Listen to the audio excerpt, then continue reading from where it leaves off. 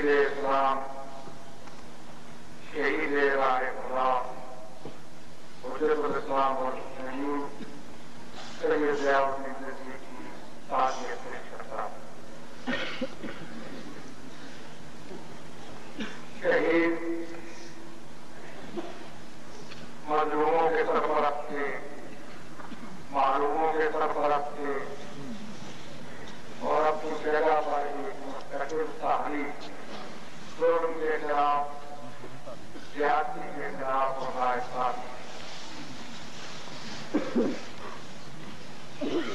ان کی ذاتی خصوصیات، ان کی ذاتی صفات آپ اس کو لے کر جانتے ہیں۔ میں نے ان کو بہت نزدیک سے طویل مدت تک دیکھا ہے اور اس کے بعد کی بات ہے کہ ابھی کچھ مدت پہلے وہ 12-15 دن ہمارے پاس قیام فرما کر یہاں سے جائے تھے۔ کون مارا گیا،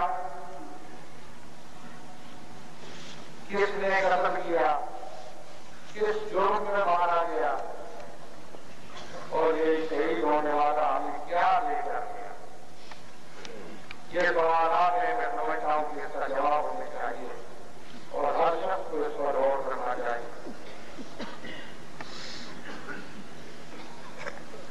کوئی فرد معمولی فرد نہیں مارا گیا۔ میں سمجھتا ہوں کہ ایک بہت بڑی عظیم شخصیت، ایک عالم مبارک، ایک پارسا، ایک متقی اور ایک پرہیزگار شخص کو صفائی کے ساتھ قتل کیا۔ اس کی شخصیت کیا تھی، اس کی صفات کیا تھی، اس کی خصوصیات کیا تھی، آپ جانتے ہیں۔ اس کی پارسائی، ان کا تقویٰ، ان کی شجاعت، دین سے محبت، لوگوں کی دلوں کے اندر ان کی محبت آج بھی موجود ہے، وہ ہزاروں دلوں کی دھڑکن ہے۔ کیوں قتل کیا گیا؟ میں سمجھتا ہوں کہ اس نقطے کو سمجھنے کی ضرورت ہے اور اس سبب کو جاننے کی ضرورت ہے جس کی بنیاد پر انہیں شہید کیا گیا۔ ہم اگر شہید سے محبت رکھتے ہیں اور یقیناً رکھتے ہیں، ہم اگر ان کے ساتھ وفاداری کرنا چاہتے ہیں اور ان کے وفادار دوست اور محب کی حیثیت سے ہم رہنا چاہتے ہیں، تو میں سمجھتا ہوں کہ جس سبب کے ساتھ شہید کو شہید کیا گیا اور قتل کیا گیا، اس سبب کو زندہ رکھنا ہماری ذمہ داری ہے۔ اور جن لوگوں نے شہید کو کے ساتھ یہ صفاقانہ عمل انجام دیا، وہ وقت نہیں ہے اس ملک کے اندر سال سے ملک کے اندر دہشت گردی جاری ہے۔ ہزاروں جانیں علماء، شخصیات، راجگر اس دہشت گردی کی بھیڑ چڑھ چکے ہیں، لیکن ابھی تک میں یہی کہتا ہوں اور میں نے بار بار یہ کہا ہے کہ ایسے لوگوں کے خلاف کوئی اقدام اس ملک کے اندر بہت نہیں ہے۔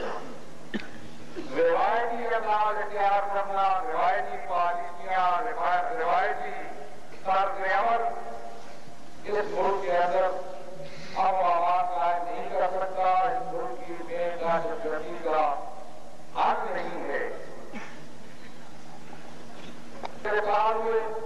پورے صحابے ہیں، کتنے لوگوں کو پھانسی پہ لٹکایا گیا، کسی ایک آدمی کو بھی آج تک سال کی دہشت گردی کے باوجود پھانسی پہ نہیں لٹکایا گیا۔ یہ ملک کی بدقسمتی ہے۔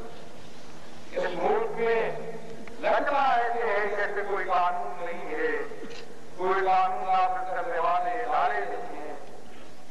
لوگ کس سے بات کو رکھیں؟ جب اس قسم کی صورتحال پیدا ہوتی ہے تو لوگ اپنے راستے تلاش کرتے ہیں اور پھر ملک کے اندر امن و امان کی قائم کرنے کی دعائیاں دی جاتی ہیں سن چکے. میں اداروں میں بات کر رہا ہوں.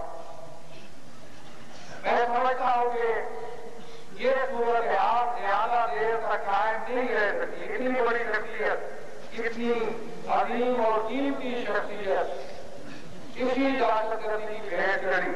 وہی لوگ ہیں جو پورے ملک کے اندر یہ کارروائیاں کر رہے ہیں، جنہوں نے اپنے مذہب کو آڑ بنا کر اور مذہب کو ذریعہ بنایا ہے تشدد کا.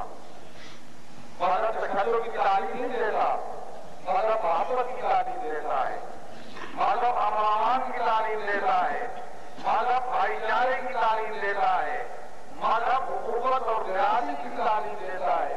تشدد نہیں سکھاتا. کچھ لوگوں نے پھول کے اندر تشدد کا راستہ اپنایا. ہم نے مسلسل حکمرانوں کو متوجہ کیا کہ یہ راستہ ملک کی سالمیت کے لیے خطرے کا باعث بن سکتا ہے. میں سمجھتا ہوں کہ تاخیر کہتا ہوں ہم نوجوانوں کو جنہوں نے صبر اور حوصلے کا ثبوت کیا اور اتنی بڑی عظیم شخصیت کی شہادت کو صبر سے بتا کیا. اور ایسا بھی میں بات کو رکھوں گا کہ ہم صحابوں کے ماننے والے ہیں، ان کے نقش قدم پر چل کر صبر اور حوصلے کا ثبوت پیش کریں گے. لیکن اس کا مقصد نہیں ہے، صبر کا مقصد دوسری نہیں ہوتا. صبر کا مقصد اپنے موقع سے ہٹنا نہیں ہے. اس لیے میں سمجھتا ہوں کہ ہم صحبت کی تلاش کرنی چاہیے. میں حکمرانوں کو متوجہ کرتا ہوں کہ یہ اگر کوئی شخص یہ سمجھتا ہے کہ شہید حجت الاسلام سید ضیاء الدین رضوی کو شہید کر کے وہ اس جدوجہد کو، اس تحریک کو، اس کردار کو ختم کر لے گا جو انہوں نے شروع کیا تھا، تو غلط فہمی ہے. جب آمد مسلح کون رہے گا؟ دنیا میں لوگ آتے ہیں اور پھر اپنی قومت پہ چلے جاتے ہیں. جیسا میں نے عرض کیا کہ شہید ایک تحریک تھا، ایک مشن تھا، ایک کردار تھا، ایک جدوجہد تھی. قیمت المرء ما یحسنہ، اور فرماتے ہیں کہ انسان کی قیمت پہچانو اس عمل سے جو تو زیبائی عطا کرتا ہے، جو باعث زیبائی، جو باعث زینت کردار ہے، وہی انسان کی قیمت ہے. ورنہ یہ گوشت تو مشترک ہے. اور پھر ایک وقت آتا ہے جب اس میں اپنی کبھی موت بھی ختم ہونا ہوتا ہے. میں سمجھتا ہوں سرفراز اور غرور ہے وہ لوگ جو ایک پاکیزہ مشن کے راستے میں جنہوں نے جان دی. یہ کردار ختم نہیں ہوگا، یہ جدوجہد ختم نہیں ہوگی اگر حکمران یہ سمجھتے ہیں کہ اس قسم کے واقعات ہوتے رہے اس ملک میں اور پھر بھی اس ملک میں امن قائم رہے گا تو وہ غلط فہمی پر ہے. ڈنڈے کے زور سے، دباؤ سے، بوگس پالیسیوں سے امن و امان قائم نہیں رہ سکتا. کفر سے حکومت قائم ہو سکتی ہے، ظلم سے کبھی حکومتیں قائم نہیں رہ سکتی.